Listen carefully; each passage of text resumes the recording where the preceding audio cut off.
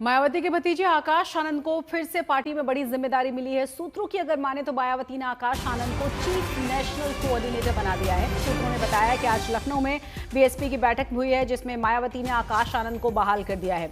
कुल 3 national coordinator बनाए गए हैं। इनके ऊपर चीफ नेशनल कोऑर्डिनेटर रहेंगे आकाश आनंद।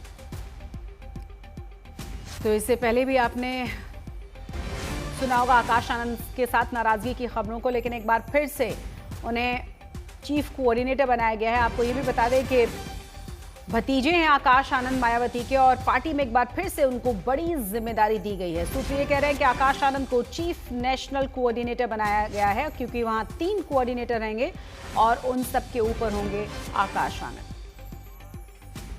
ज्यादा जानकारी के साथ हमारे संवाददाता कुमार अभिषेक जुड़ गए। कुमार, ये फैमिली के झगड़े बार बार निकलकर सामने आते हैं। खासतौर से हमने पहले भी देखा है कि किस तरीके से जिम्मेदारी दी गई, फिर जिम्मेदारी वापस ली गई, अपरिपक्व उनको बताया गया, और एक बार फिर से उनको जिम्मेदारी और बड़ी जिम्मेदारी देने की खबर सामने आ रही है मायावती की तरफ से।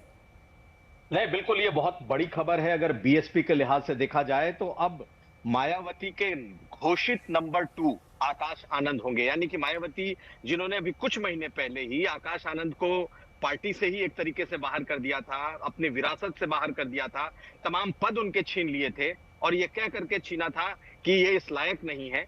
आज मायावती ने बकायदा मीटिंग की है और उन्होंने चीफ नेशनल कोऑर्डिनेटर बनाया है। देखिए, चीफ नेशनल कोऑर्डिनेटर और जितने कोऑर्डिनेटर अब हैं, अब उनके अंडर में होंगे। यही नहीं, उनको पूरे प्रचार का जिम्मा दे दिया गया है कि आने वाले समय में बिहार का चुनाव है, तो बिहार में वो स्टार प्रचारक के तौर पर होंगे।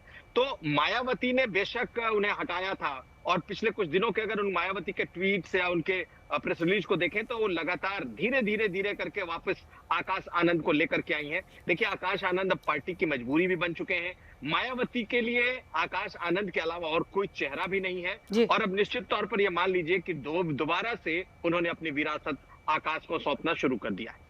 बहुत बहुत शुक्रिया कुमार अभिषेक इस पूरी जानकारी के लिए।